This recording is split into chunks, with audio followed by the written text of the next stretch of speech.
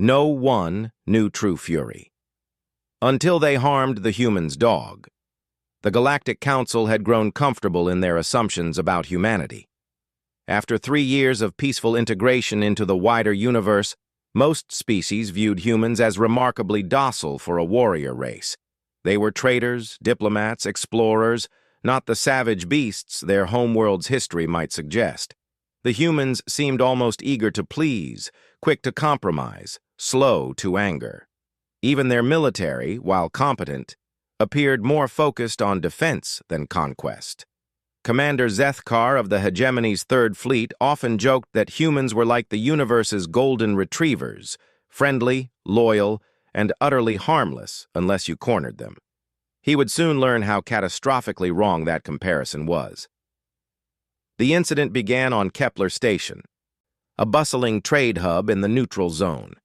Captain Sarah Chen had docked her cargo vessel, the Wandering Star, for routine maintenance and resupply. She was a typical human trader, mid-30s, weathered from years in space, with kind eyes that crinkled when she smiled. What made her unusual wasn't her appearance, but her companion, a massive German shepherd named Atlas. Atlas was more than just a pet. He was Sarah's partner, trained for ship security and emotional support during the long, lonely months between stations. The dog had been genetically enhanced for space travel, immune to radiation, capable of surviving in low-oxygen environments, and possessing intelligence that bordered on the uncanny. To Sarah, he wasn't just an animal, he was family. The trouble started in the station's common area, where species from across the galaxy mingled over meals and drinks. Atlas lay quietly beside Sarah's table, his dark eyes watching the crowd with calm alertness. He wore his service vest, clearly marked with universal symbols indicating his status as a working animal. At the bar, a group of Hegemony officers were celebrating a recent pacification of a mining colony. Their leader, Sub-Commander Vextar, was a particularly unpleasant specimen of the reptilian saurian species. Standing nearly 8 feet tall with scaled hide and razor-sharp claws, he exemplified the worst traits of his kind: arrogant, cruel, and utterly convinced of his species' superiority. "Look at that pathetic creature," Vextar hissed to his companions, gesturing toward Atlas. "The humans bring their little pets everywhere. How domestic of them." His companions laughed, the harsh sound carrying across the common area. Sarah glanced up from her datapad but said nothing, focusing on her meal. She'd learned that drawing attention in places like this rarely ended well. But Vextar wasn't finished. The alcohol had made him bold, and the presence of witnesses from multiple species gave him an audience for his cruelty. "I wonder if it's edible," he said loudly enough for Sarah to hear. "My homeworld considers canine a delicacy. Perhaps the human would be willing to part with her lunch." Sarah's hand stilled on her fork, but she forced herself to remain calm. Atlas's ears perked up, sensing the tension in his human, but he remained in position. The situation escalated when Vextar decided to approach their table directly. His massive frame cast a shadow over Sarah as he loomed above her, his companions flanking him like a predatory pack. "Human," he said, his voice a low rumble. "Your animal is taking up space. Remove it." Sarah looked up slowly, her expression carefully neutral. "He's a registered service animal. He has every right to be here." "Service?" Vextar's laugh was like grinding metal. "What service could such a weak creature possibly provide? Entertainment for your meals?" "He's not food," Sarah replied quietly. "He's my partner." "Partner?" The concept seemed to amuse the saurian greatly. "You form partnerships with creatures you could snap in half? How wonderfully primitive." Atlas remained motionless, but his dark eyes were fixed on Vextar now. The dog understood enough galactic standard to follow the conversation, and his enhanced intelligence meant he grasped the threat being implied. A low, almost inaudible growl rumbled in his throat. Vexitar heard it and grinned, revealing rows of yellowed fangs. "Oh, does the little beast think it can intimidate me? How adorable." Without warning, he lashed out with one clawed hand, not toward Sarah, but toward Atlas. The strike was lightning fast, intended to rake across the dog's muzzle, a show of dominance that would establish the saurian's superiority while humiliating the human. But Atlas was no ordinary Earth dog. Years of enhancement and training had honed his reflexes to superhuman levels. He moved like liquid lightning, twisting away from the claws while simultaneously lunging forward. His jaws clamped down on Vexitar's wrist with a force that could crush steel. The saurian's roar of pain and surprise echoed through the common area. He tried to shake the dog off, but Atlas held firm, his genetically enhanced bite strength making escape impossible. Other hegemony officers moved to intervene, but Sarah was already on her feet. "Atlas, release!" she commanded. The dog immediately let go, backing away to Sarah's side. Vexitar clutched his wounded wrist, dark blood seeping between his claws. The bite hadn't broken bone, but it had certainly gotten his attention. "You will pay for this insult," he snarled. "That animal attacked a hegemony officer." "That animal defended himself against an unprovoked assault," Sarah replied calmly. "I have witnesses." Indeed, beings from a dozen species had watched the entire exchange. Most looked uncomfortable with Vexitar's behavior, though few would risk openly supporting a human against hegemony authority. Station security arrived within minutes, a mixed team of various species trying to maintain order in the neutral zone. They reviewed security footage, interviewed witnesses, and ultimately concluded that the incident was a case of self-defense. Vexitar was issued a warning for disturbing the peace, while Sarah and Atlas were cleared of any wrongdoing. But as Sarah led Atlas back to her ship, she noticed the looks they received. Some were admiring, respect for standing up to a bully. Others were calculating, as if seeing her and her companion in a new light, and a few were hostile, particularly from the hegemony personnel still loyal to their wounded sub-commander. Vexitar himself said nothing as they passed, but his eyes burned with a cold fury that promised retaliation. Sarah had dealt with bullies before and recognized the look. This wasn't over. She was right to be concerned.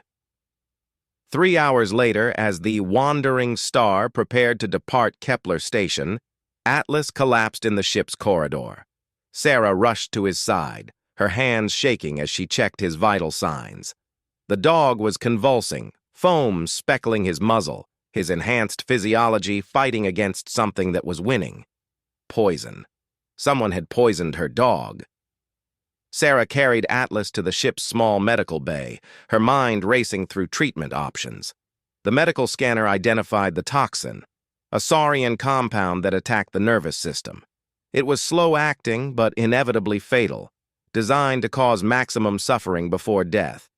But Atlas wasn't just any dog. His genetic enhancements included resistance to most common toxins, and Sarah had additional medical supplies specifically tailored to his unique physiology. She worked frantically, administering counteragents and stabilizing drugs while Atlas fought for his life. For 6 hours, she battled to save her companion. The dog's enhanced healing factor gave him a chance, but the poison had been designed to overwhelm even enhanced systems. Sarah never left his side, monitoring every heartbeat, adjusting medications, using every trick she'd learned in her years of caring for enhanced animals. Finally, as the ship's chronometer showed deep night shift, Atlas's breathing stabilized. The convulsions stopped. His dark eyes opened and found Sarah's face, and his tail gave the faintest wag. He would live. But the poison had done damage. Preliminary scans showed neural degradation that would take months to heal, if it ever fully did. Atlas might never be the same. His enhanced abilities possibly permanently compromised, his partnership with Sarah forever changed. Sarah sat beside the medical bed where her companion rested, her hand gently stroking his fur, Tears streaked down her cheeks, not just from relief, but from a burning anger that grew stronger with each passing minute. She had tried to handle things diplomatically. She had followed protocols, respected station authority, sought peaceful resolution. And in return, someone had tried to murder her partner, not in combat, not in a fair fight, but through cowardly poisoning that would have caused him to die in agony. The humans in the wider galaxy were known for their restraint, their willingness to compromise, their preference for peaceful solutions. But what the other species didn't understand was that human restraint was not weakness. It was a choice. And when that choice was taken away, when someone crossed the line from conflict to cruelty, humans became something entirely different. Sarah's tears stopped. Her hand stilled on Atlas's fur. In the quiet of the medical bay, with only the sound of monitoring equipment and her companion's steady breathing, something fundamental shifted inside her. The other species of the galaxy were about to learn what humans were really capable of when someone hurt their family. They were about to discover why Earth's history was written in blood and why humanity had fought its way to the stars through wars that would have broken lesser species. They had made a mistake targeting Atlas. They had made an even bigger mistake thinking Sarah would accept it quietly. No one knew true fury until they harmed the human's dog. Sarah Chen had always been a patient woman. In her 15 years as a deep space trader, she'd learned that survival often depended on knowing when to fight and when to walk away. She'd built a reputation for fair dealing, quiet competence, and an almost supernatural ability to avoid trouble in the galaxy's rougher ports. That reputation died the moment Atlas was poisoned. The transformation didn't happen overnight. For 3 days after leaving Kepler Station, Sarah maintained her normal routine. She filed her flight plans, checked her cargo, responded to communications with the same professional courtesy she'd always shown. But anyone who knew her well would have noticed the changes. Her movements had become precise, economical. Her communications were shorter, more direct. And she spent long hours in the ship's computer core, accessing databases that most traders never needed. Sarah was gathering intelligence. The Hegemony's Third Fleet operated out of Nexus Prime, a massive military installation in the Centauri Reach. Sub-Commander Vexitar's service record made for interesting reading. 3 disciplinary actions for excessive force. 2 formal complaints from allied species about his treatment of civilians. A pattern of behavior that suggested someone who enjoyed inflicting pain on those weaker than himself. More importantly, Sarah discovered that Vexitar wasn't alone in his cruelty. His commanding officer, Commander Zethkar, had a reputation for looking the other way when his subordinates engaged in stress relief activities. The entire Third Fleet seemed to operate under the assumption that their superior firepower made them untouchable. Sarah's research extended beyond personnel files. She studied hegemony tactical doctrine, fleet positioning, supply chains, and communication protocols. She analyzed their ship designs, looking for weaknesses in armor plating and shield harmonics. She memorized the names and faces of every officer who had laughed at Atlas's suffering. By the time she reached her next port of call, Haven Station, a human-operated facility on the edge of known space, Sarah had compiled enough intelligence to plan a war. Haven Station's commanding officer was Admiral Marcus Webb, a grizzled veteran of humanity's first contact wars. Sarah had done business with him before, but this meeting was different. She didn't approach him as a trader seeking permits. She approached him as something else entirely. "Admiral," she said, walking into his office without an appointment.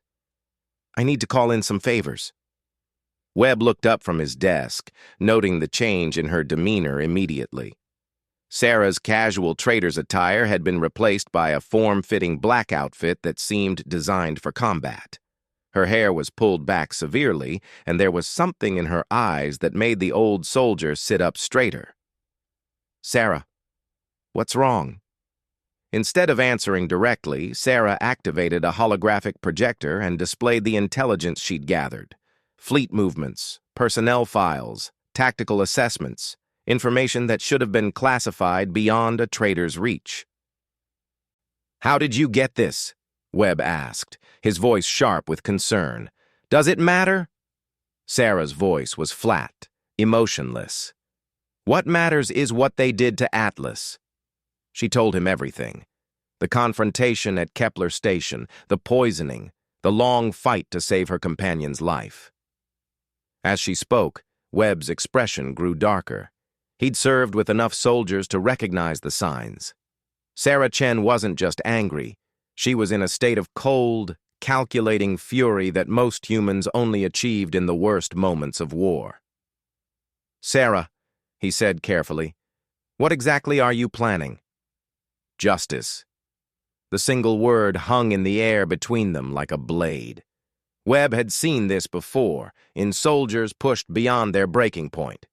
But Sarah wasn't a soldier. She was a civilian who had chosen a different path. "You can't take on a hegemony fleet," Webb said. "I know you're angry, but watch me." Sarah's response was so quiet, so certain, that Webb felt a chill run down his spine. This wasn't the Sarah Chen he knew.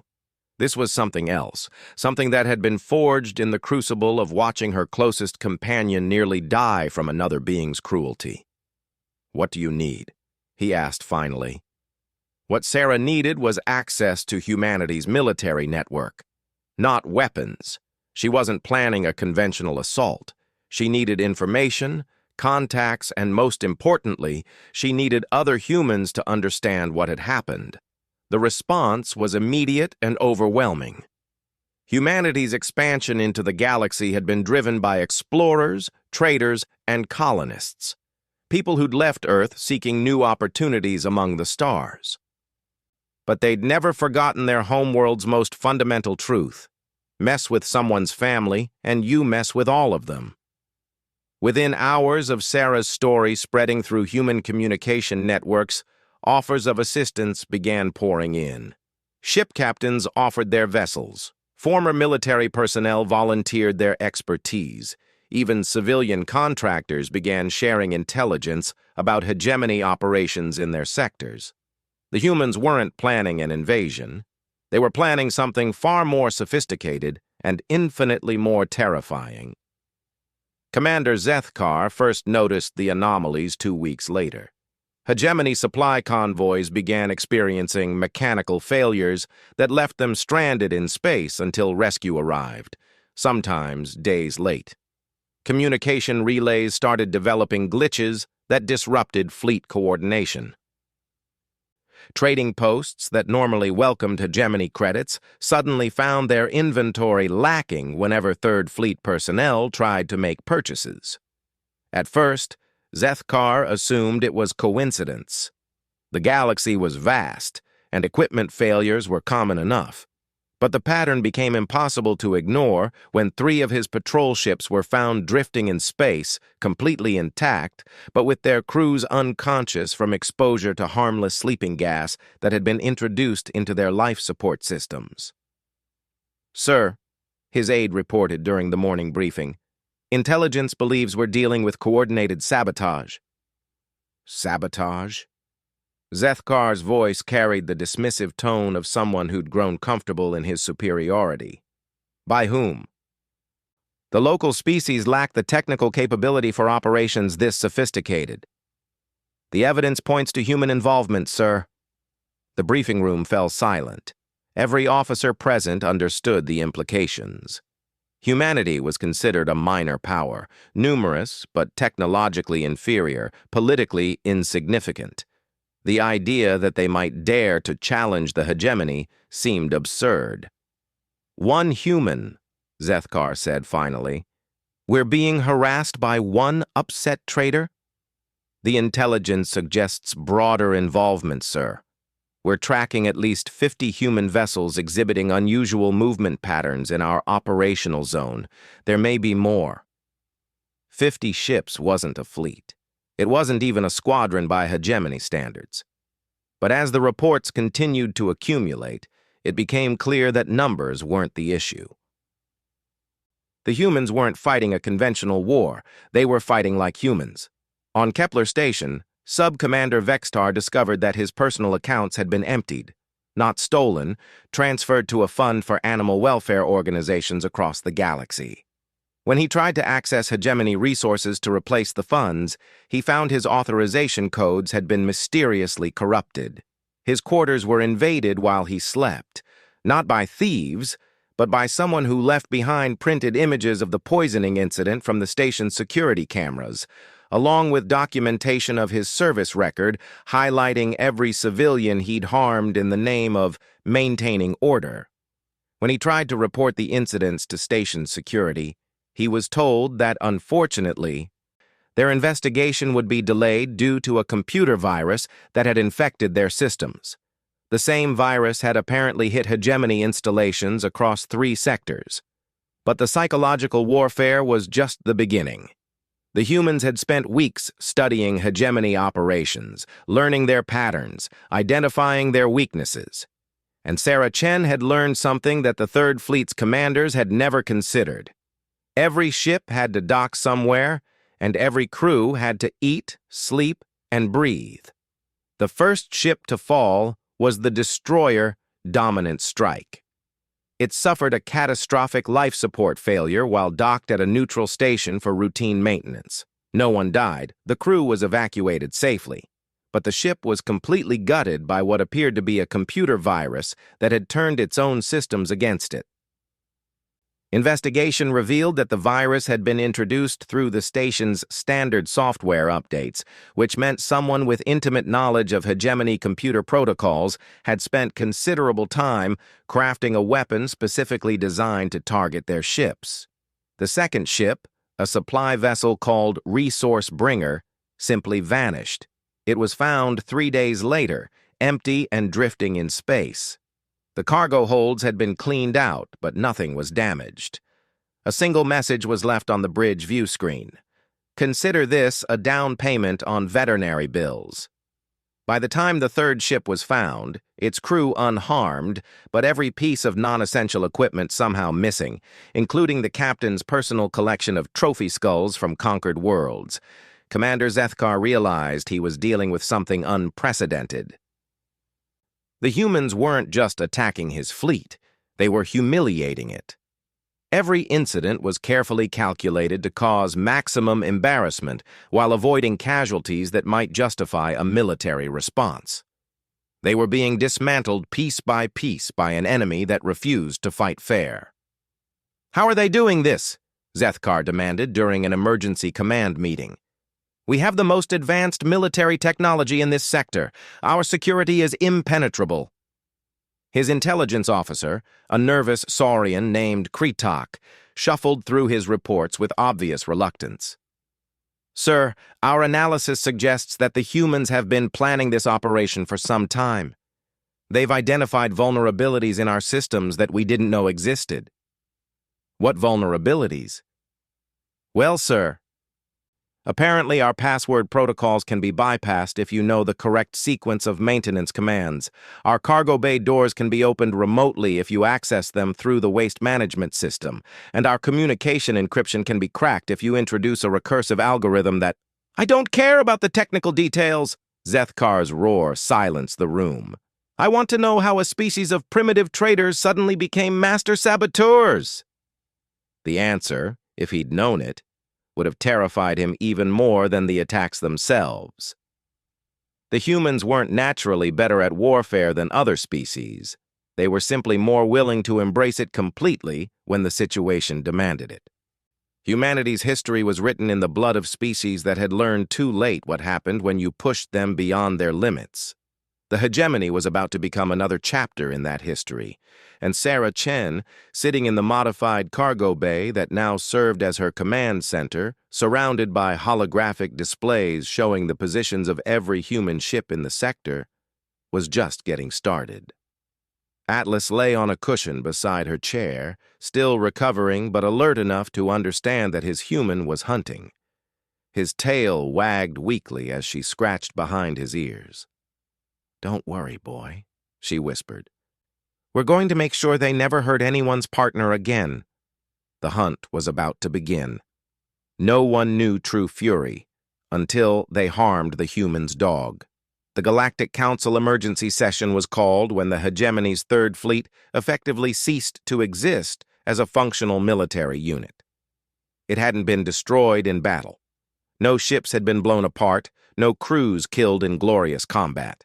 Instead, over the course of 6 weeks, one of the galaxy's most feared military formations had been systematically dismantled by what could only be described as the most sophisticated harassment campaign in recorded history. Ambassador Tvek of the hegemony stood before the assembled representatives, his scaled hide flushed with humiliation. Behind him, holographic displays showed the current status of his nation's once proud fleet, ships with engines that wouldn't start, weapon systems that fired backwards, life support that played Earth music at deafening volumes, and communication arrays that could only transmit in an ancient human language called Morse code. "Honorable delegates," Tvek began, his voice strained, "we stand before you today to request intervention in an unprecedented act of aggression by the human collective." The Altarian representative, a tall being with flowing silver hair, leaned forward with obvious skepticism.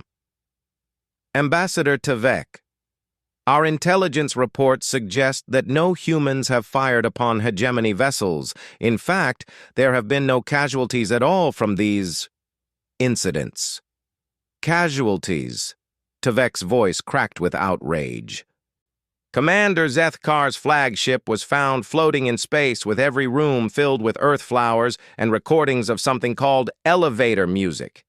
His crew suffered severe psychological trauma. Sub-Commander Vextar has been unable to sleep for 3 weeks because unknown persons keep delivering gift baskets filled with dog toys to his quarters." A ripple of what sounded suspiciously like suppressed laughter ran through the chamber. The Centauri delegate coughed delicately into his tentacles. "Perhaps," said the Altarian, "the hegemony would care to explain how this situation began?" Tvek's hesitation was telling. The official hegemony report claimed the humans had initiated unprovoked attacks on their personnel. But security footage from Kepler Station had somehow found its way onto every major information network in the galaxy, showing exactly what had happened to provoke this response. The footage of Atlas nearly dying from saurian poison had sparked outrage across multiple species. Beings who had their own beloved companion animals understood exactly why the humans had reacted so strongly. Even species that didn't keep pets found the deliberate poisoning of a service animal to be unnecessarily cruel. "The initial incident was a misunderstanding," Tvek said finally. "A misunderstanding that resulted in the attempted murder of a registered service animal through poisoning?" The Altarian's voice carried ice. "Ambassador, my own people form deep bonds with our companion creatures. If someone poisoned my Cathara, I would likely respond with significantly less restraint than the humans have shown." In the observation gallery above the council chamber, Sarah Chen watched the proceedings with grim satisfaction. She wasn't supposed to be there. Civilian traders rarely gained access to emergency council sessions, but the past 6 weeks had taught her that rules were flexible things when you had the right leverage and the right allies.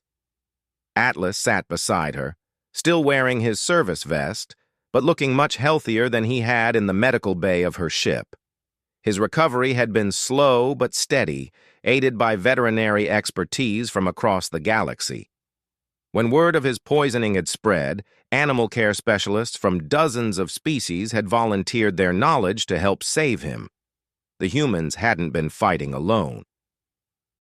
"The Council recognizes Captain Sarah Chen of the human trading vessel Wandering Star," announced the session moderator. Tvek spun around in shock as Sarah rose from her seat in the gallery. By Council rules, any being directly involved in a dispute had the right to address the chamber. Sarah had exercised that right. She walked to the speaking platform with Atlas at her side, every eye in the chamber following her movement. When she reached the microphone, She didn't immediately speak. Instead, she simply stood there, letting the silence build while she looked directly at Ambassador Tvek. 6 weeks ago, she said finally, her voice carrying clearly through the chamber's acoustics. Sub-Commander Vextar of the Hegemony's Third Fleet attempted to assault my service animal. When Atlas defended himself, someone, I suspect Vextar himself, though I can't prove it, poisoned him with a slow-acting neurotoxin designed to cause maximum suffering before death. She paused, her hand dropping to rest on Atlas's head. They nearly succeeded. For 6 hours, I watched my partner convulse and struggle to breathe while the poison attacked his nervous system. I used every medical technique I knew, every enhancement and modification that had been built into his genetic structure, to keep him alive. He survived, but he'll carry the neurological damage for the rest of his life. The chamber was completely silent now. Even Tvek seemed frozen in place. The Hegemony's representative calls our response aggression, Sarah continued. I prefer to think of it as education. She gestured to the holographic displays still showing the disabled Hegemony ships. Everything we did could have been prevented with simple kindness. If Vextar had treated Atlas with basic respect, none of this would have happened. If Commander Zethkar had disciplined his subordinate for attempted cruelty to an animal, we would have considered the matter closed. Sarah's voice hardened. Instead, they chose to dismiss the incident as unimportant. They assumed that because Atlas was just an animal and I was just a trader, they could poison him without consequences. They forgot something important about humans. She looked up at the gallery where dozens of human observers sat quietly.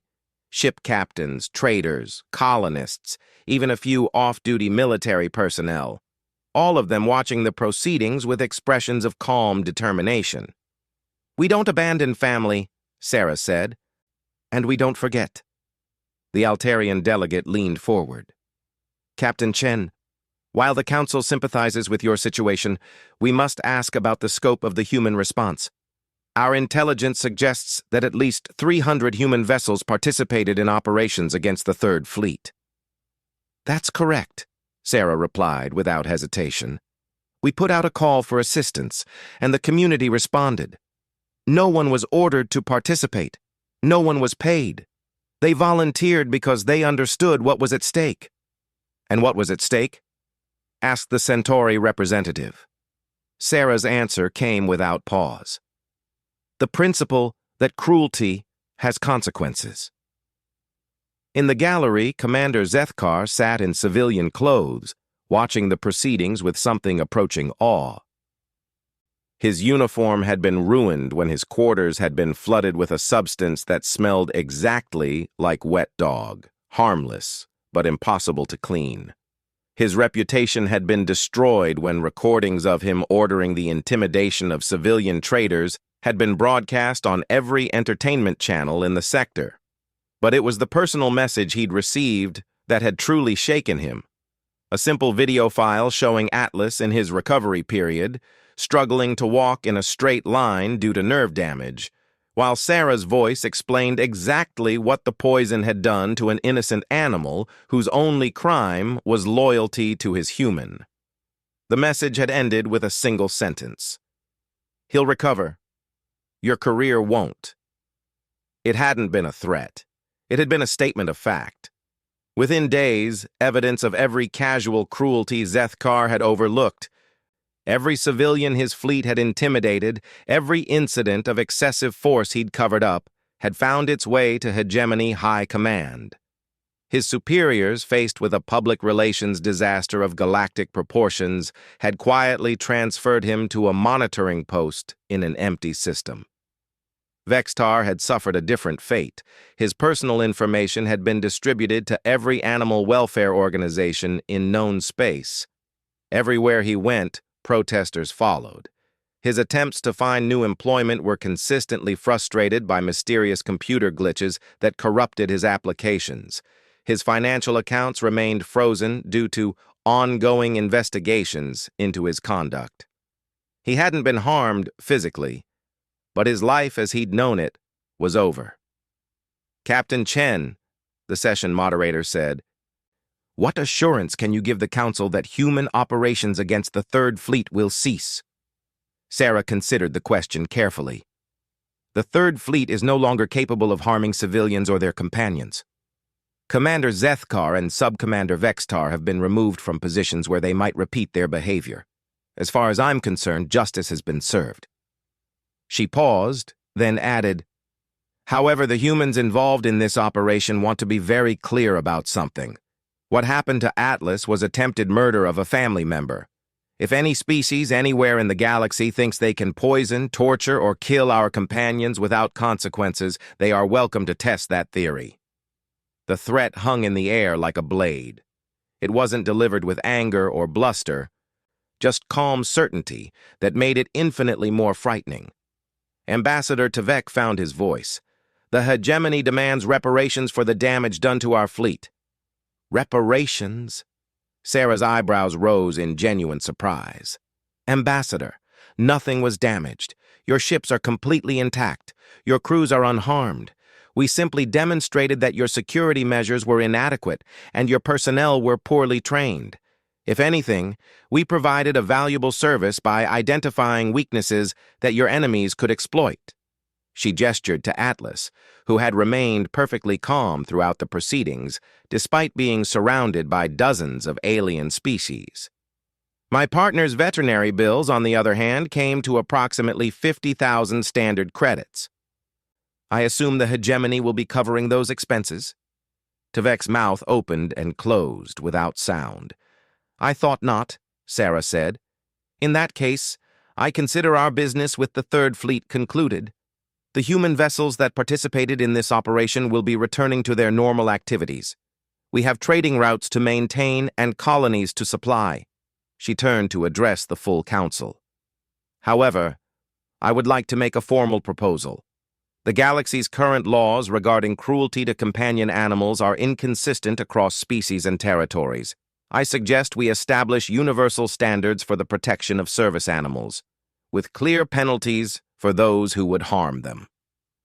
The proposal sparked immediate interest. Several species had their own beloved companions, and the footage of Atlas's poisoning had resonated across the galaxy. Within hours, the preliminary framework for what would become known as the Atlas Accords had been drafted. As the session concluded, Sarah walked back to her ship with Atlas at her side, followed by dozens of human traders and captains who had participated in the operation. They didn't speak much. Humans rarely needed words when they understood each other completely. The galaxy had learned something important about humanity that day. For 3 years, the other species had seen humans as peaceful traders and explorers, slow to anger and quick to compromise. They had mistaken restraint for weakness, diplomacy for submission. But restraint was a choice, and when that choice was taken away, humans became something else entirely. They became patient hunters who never forgot an injury, innovative warriors who turned their enemies' strengths into weaknesses, and absolutely relentless protectors of those they considered family. The hegemony's Third Fleet had been neutralized without a single shot being fired, dismantled by beings who had transformed commerce, maintenance protocols, and basic logistics into weapons of war. It was a lesson in human ingenuity that the galaxy wouldn't soon forget. As Sarah's ship pulled away from the council station, she sat in her captain's chair with Atlas curled up beside her. The dog was sleeping peacefully, his breathing steady and strong. The neural damage was healing slowly but surely, and the veterinary specialists believed he would make a full recovery. In her personal log, Sarah made a final entry about the incident. Note to self, the galaxy now understands that humans don't start fights, we finish them, and anyone who hurts our family will discover exactly what that means. Outside her viewport, the stars stretched to infinity, a vast galaxy full of opportunities for trade, exploration, and friendship. but also a galaxy that now knew the price of cruelty toward those under human protection.